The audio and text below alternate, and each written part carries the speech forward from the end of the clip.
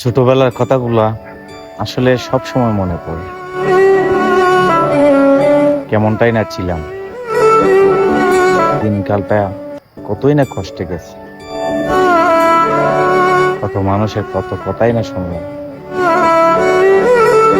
আসলে সেই যে কথাগুলা, সেই যে স্মৃতিগুলা সব সময় না মনে আসে,